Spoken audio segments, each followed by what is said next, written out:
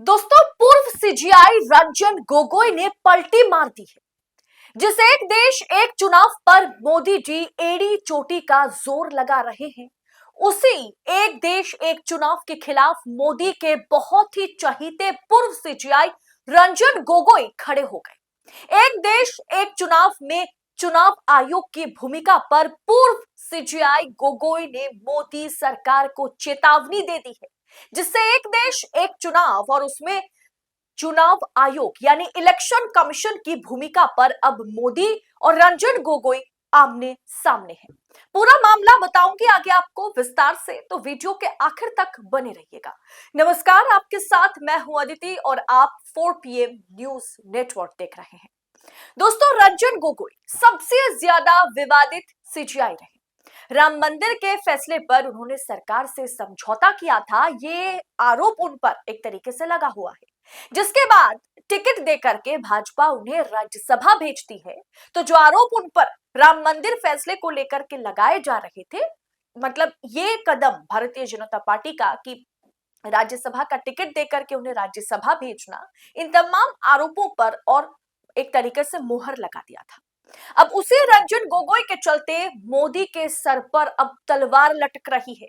देश के पूर्व प्रधान न्यायाधीश यानी x former chief justice of India Ranjan Gogoi ने एक अहम मसले पर केंद्र सरकार के खिलाफ स्टैंड ले लिया है। बड़ी बात है।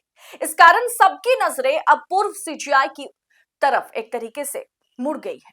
राज्यसभा सांसद गोगोई की यह राय देश में वन नेशन वन इलेक्शन कराने के प्रधानमंत्री मोदी की सरकार के रुख के खिलाफ है। दोस्तों, जी हां, पूर्व सीजीआई रंजन गोगोई जो मोदी जी के बहुत ही चहीते हैं, वो अब खुद मोदी सरकार के खिलाफ स्टैंड लेते हुए नजर आ रहे हैं। दरअसल एक देश एक चुनाव वन नेशन वन इलेक्शन को लेकर के बनाए जाने वाले कानून से पहले जस्टिस गोगोई ने यह राय दी है। ये प्रस्तावित कानून से संबंधित विधेयक संसद की संयुक्त संसदीय समिति यानी जेपीसी जॉइंट पार्लियामेंट्री कमिटी के पास है।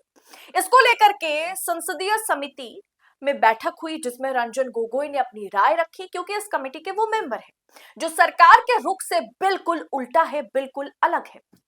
जस्टिस रंजन गोगोई ने पूर्व सीजीआई रंजन गोगोई ने कहा कि चुनाव आयोग को किसी राज्य के विधानसभा के कार्यकाल का निर्णय करने के लिए अनियंत्रित शक्तियां नहीं दी जा सकती। इतनी अपार शक्तियां चुनाव आयोग को दे देना लोकतंत्र को खतरे में डालेगा। रंजन गोगोई ने मंगलवार को संसद की संयुक्त समिति यानी जेपीसी के साथ 3 घंटे की चर्चा में एक साथ चुनावों पर बिल में जो खामियां हैं उस पर एक तरीके से इशारा किया है।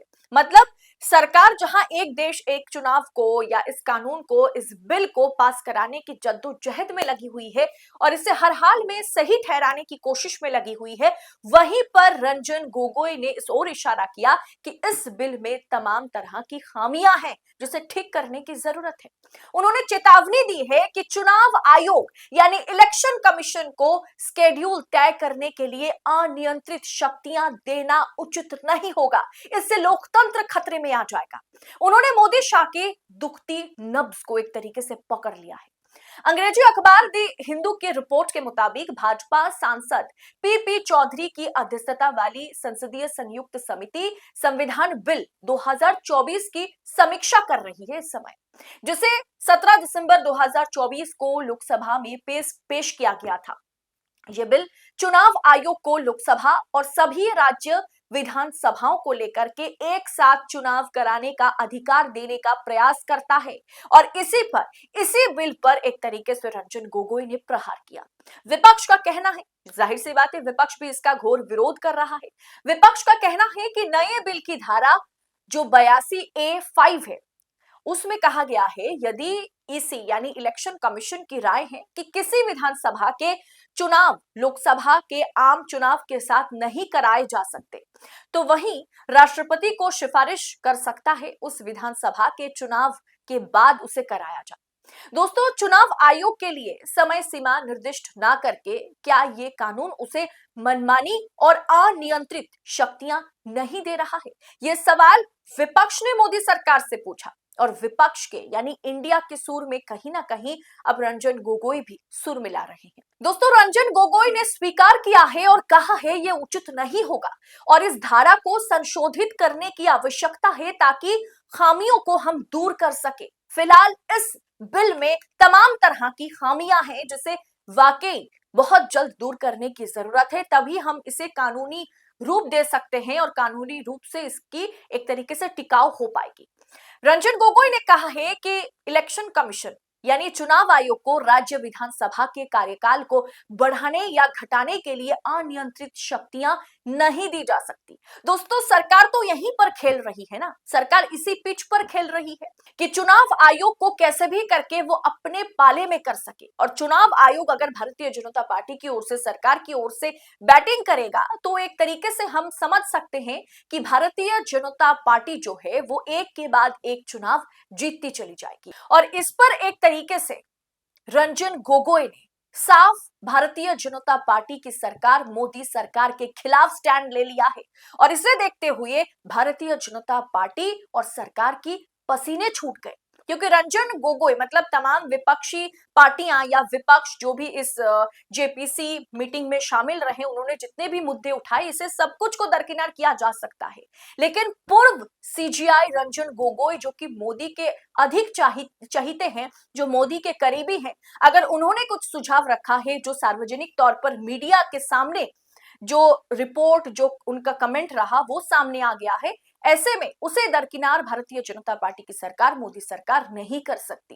क्या रंजन गोगोई ने जो अल्टीमेटम दी है, जो चेतावनी दी है, क्या उस पर सरकार विचार करेगी? क्या इस बिल को फिर से संशोधन करने के बाद लोकसभा और राज्यसभा में पेश किया जाएगा? क्या सरकार इस मुद्दे को लेकर के, खास करके चुनाव आयोग को एक देश एक चुनाव बिल में जिस तरीके से शक्तियां, अपार शक्तियां दी गई है, क्या इस पर सरकार बैकफुट पर आएगी? आखिर रंजन गोगोई के मतलब जिस तरीके से उन्होंने पलटी मारी है, जिस तरीके से उन्होंने मोदी सरकार को चिताया है, उनकी आंखों में आंखें डाल करके उनकी खामियों को गिनाया है, इसे आप किस अंदाज में देख रहे हैं? कमेंट कर अपनी राय हमारे साथ साझा जरूर कीजिएगा। और ऐसी तमाम खबरों को लगातार पाने के लिए 4 PM न्यूज नेटवर्क के साथ बने रहें। फिलहाल मुझे दीजिए इजाजत। बहुत बहुत शुक्रिया आपका। जय हिंद, जय भारत।